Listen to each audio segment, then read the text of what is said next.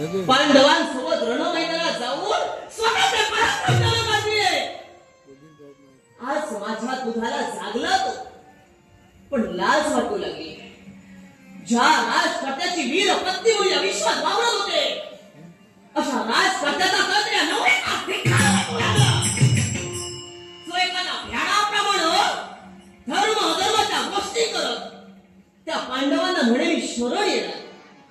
अहो, क्षत्रिय म्हटल्यानंतर स्वतःचं आद्य कर्तव्य रणमैदानात मरण येणं हे वीर मरण या विश्वात मानलं जातं. पण त्या मरणाला घाबरून जर का तुम्ही पांडवांना शरण जात असाल तर माझ्या मुखातील शब्द निवार सत्य. तुम्ही क्षत्रिय नव्हे, तुम्ही एक भ्याड आहात, तुम्ही एक षंड आहात, तुम्ही एक षंड आहात, लक्षात ठेवा. सत्य तेच बोलते.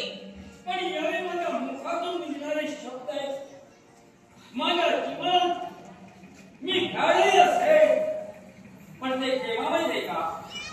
परमेश्वराच्या शब्दावर मात करणारा राजकर्ता राजा वीररत्न गोविंद तुमचा दामाद विचार आहे. तो दामाद सुरेख परमेश्वर आहे.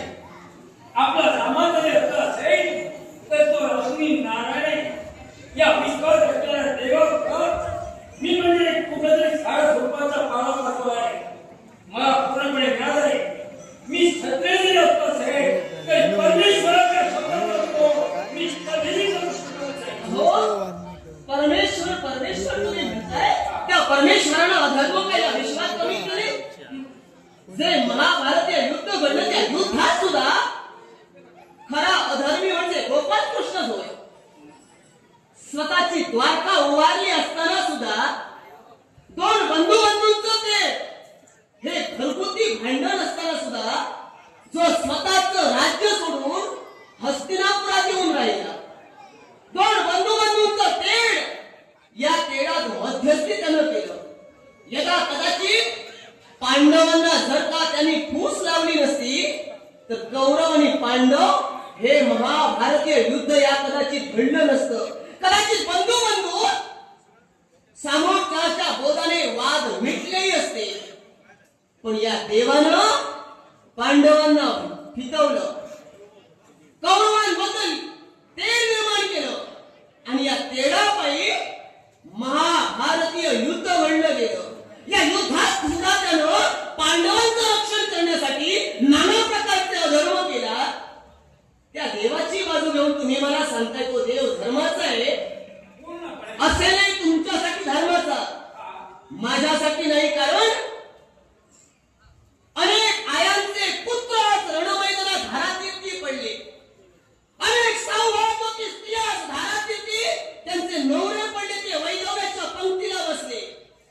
कित्येक लहान लहान मुलं आई बापाईनं पोरकी झाली, ते फक्त त्या गोपाल कृष्णामुळे. आणि त्या देवाची बाजू घेऊन त्या पांडवांना जर का तुम्ही शरण जात असाल, तुम्ही भ्याड असाल, ही महाराणी ज्वाला केव्हाही भ्याड नव्हे. आतापर्यंत आपल्या पावलावर पाऊल ठेवून मी जगले. आतापर्यंत एक राजकर्ताच नव्हे तर माझा नवरा म्हणून आपला मान सन्मान राखला. पण कदाचित आपल्या या वर्तनामुळं आमच्या मनातील आपली छबी डागाळली गेली, आमच्या मनातील अभिमान उडाली गेली. मी तर म्हणेन, जर का तुम्ही पांडवांना शरण जात असाल तर ते पांडवांना शरण जाण्यापेक्षा उसराची रणरागिणी नाही तुम्हाला शक्य म्हणून सांगण्याचा अधिकार. देवीमध्ये जीवनात सांगितलेले शब्द हृदयपटावर करून ठेव. तुझ्या जीवनात संयमाचा मात्र परमेश्वराला जमून ठेवणे. अर्थात परमेश्वराशिवाय रक्षाचं करणं सुद्धा आणू शकत नाही. या परमेश्वराला संदेश पाठवला याच्या व्यतिरिक्त मला दुसरा काही दिसत नाही. मी या रक्तपात थांबलो आहे. मी यावेळी मानवाशी वाईट प्रकार नाही. माझ्या जीवनाला कमीपणा ठरवताच आहे. पण मानवाला सहकार्य निश्चित आहे. यापेक्षा असं मान्य करा सर, तुम्ही घाबरलात. युद्धापेक्षा स्वतःचे पंचप्राण तुम्हाला प्रिय वाटले. वास्तविक नेत्रासमोर तुम्ही दृश्य ठेवायला हवं. आपला बाळ ज्याप्रमाणे रणमैदानात पराक्रम गाजवत होता. एवढंच नसून आपली सुरक्षा ते आपल्या बाळाला सहाय्य करण्यासाठी रणमैदानात उतरली. जे एक स्त्री असून सुद्धा आपल्या नवऱ्यासाठी रणमैदानात शत्रूशी द्वंद्व करू शकते. जरा तो उपदेश स्वतःच्या मनात वळला. हो, एवढासा पोरतो स्वतःच्या पराक्रमाच्या पांडवांसमोर गाजवतोय. ओ, एक स्त्री ती फक्त हाती बांगड्या घालून राहिली नाही, तर ते हाती शस्त्र घेण्यासाठी जिनं वापरले याची सुद्धा तुम्हाला थोडीशी लाज कशी वाटली नाही हो? आणि म्हणे पांडवांना मी शरण जाणार, धर्म कार्यात त्यांना सहाय्य करणार. मला ते मान्य नाही. तुम्ही भ्या म्हणून तुम्हाला ते मान्य असेल, पण मला ते मान्य केव्हाही नाही. माझी इच्छा आहे, माझा नवरा एक वीर योद्धा आहे. यापूर्वी कित्येक रणमैदानं ज्यानं गाजविली त्या माझ्या नवऱ्यानं पांडवांना सुद्धा धूळ काढलीच पाहिजे. हाती शस्त्र घ्या, चला रणमैदानात. ही तुमची बायको तुमच्या सोबत आहे, लक्षात ठेवा. मी घेतलेला माझा निर्णय कळला नाही. या माझ्या जीवनात माझं लांछनात प्रतिबंध असत असेल, मला त्याची पर्वा नाही. कारण मी पांडवांना निश्चितच एका सहकार्य करणार आहे आणि सहकार्याच्या भाषा इतर काही ऐकण्यासाठी नाही. शी, लाज वाटू लागली अशा क्षत्रियाची. कुणाचा पराक्रमांना मी दिवसते, कुणाचा पराक्रम जागृत करण्याचं कार्य मी माझ्या जीवनात करते. जो आधीच मेलाय त्याच्या मनावर आघात मी काय करायचं?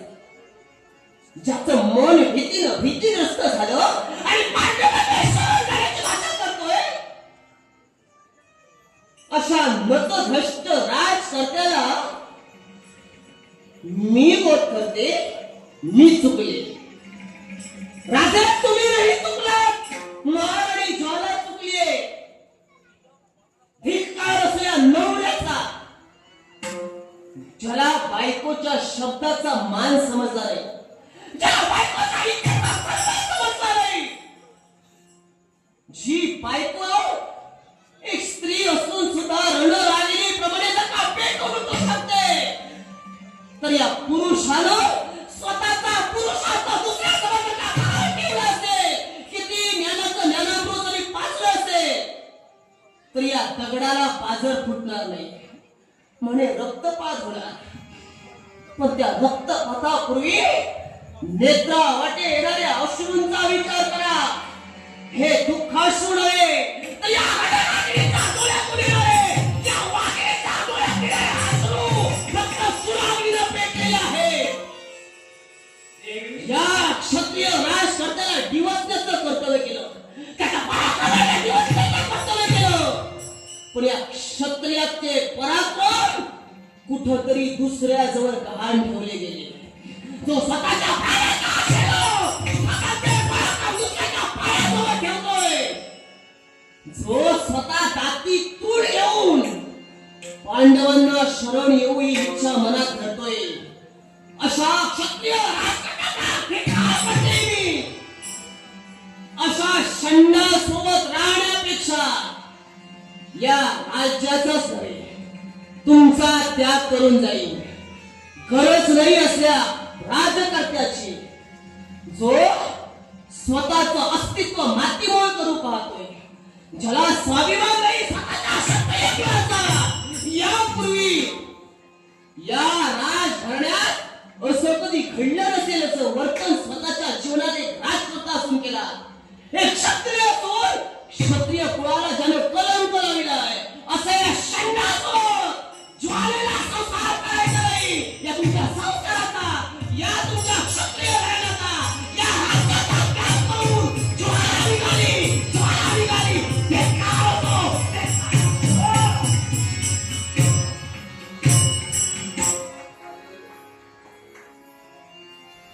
बिचारी म्हणतात, हताशही झालात, कारण स्वतःच्या बायकोच्या मुखातील शब्द ऐकला.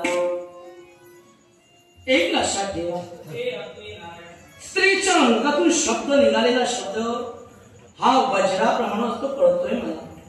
तुमची अवस्था काय असेल हे सुद्धा मी जाणतोय, पण बायको स्वतःच्या नवऱ्याची कधी किंमत करू शकत नाही, जी बायको स्वतःच्या नवऱ्याची योग्यता जाणू शकत नाही, ती देव कधीही ओळखू शकत नाही. ते पतिव्रता म्हणण्याच्या योग्यतेची नाहीत असं मी म्हणेन. कारण देवी अगदी पराक्रमाच्या गोष्टी सांगू लागल्या, स्त्री तत्वाच्या गोष्टी सांगू लागल्या, पण या साऱ्याच्या गोष्टीत एवढ्या रागिष्ट क्रोधिष्ट झाल्या आणि अविचाराचं पाऊल उचलून स्वतःच्या नवऱ्याच्या तत्वाला तिनं कलंक लावला. अर्थात अशी स्त्री तत्वाला कलंकच होय.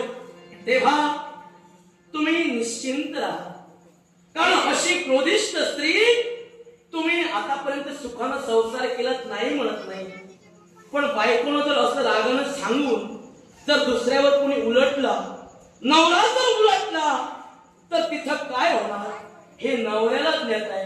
कारण ही घरात बसून सांगते, ही घरात बसून सांगते, पण रणांगण हा केवळ नवराच तिथं गाजवतोय ही विसरून गेली. तेव्हा ऐकणारे गोष्टी आणि पाहणारे फरक आहे हे तिला कळालं नाही. जीवनात परमेश्वराचा शब्द म्हणजे महत्व आहे, त्याला किंमत आहे, याचं त्याला भान राहिलं नाही. कारण रक्तपात कर्माने त्याचा आकार पुढे येणारा प्रसंग माझा मुलगा जर या सर्वस्वात जर संपला असता तर उलट दिशेनं सुद्धा या सैन्याला दोष दिला. अगदी खरंय, हे तर सत्य आहे. मूर्तिमंत सत्य. मग परमेश्वर जो सांगते त्याचा शब्द बिघोड करणं हे माझं योग्य आहे की अयोग्य आहे? शब्द बिघोड राजा करूच नाही हे बोलणं बरोबर आहे. आणि केवळ त्याच म्हणतो तुझ्या जागी अगदी योग्य आहे. कारण जिनं स्वतःच्या पोटच्या पोळाचा विचार केला नाही, तो रणांगणात पराक्रम गाजवतोय, वेळप्रत मेला तरी चालेल अशी जी आई म्हणू शकते, ती फक्त स्वार्थाचाच विचार करते. म्हणजे तिला मोठेपणा हवाय. आणि राजा, मोठेपणा म्हणजे कधी अस्तित्व नव्हे, आणि संयम ठेवून तुझे तत्व चालवलं राजा. अरे त्याच्याच सात्विक धार्मिक परोपकारी या तत्वाला तू पात्र ठरला आणि जगाला तू आदर्श ठरला. तेव्हा निश्चिंत म्हणत राहा. अगदी रागानं ती गेली यात वाईट वाटून घेऊ नको. राहिलं लक्ष्मण भक्तीच्या तत्वाला देवाची एक निष्ठा. आता बोलत काय प्रत्येक काळाकडे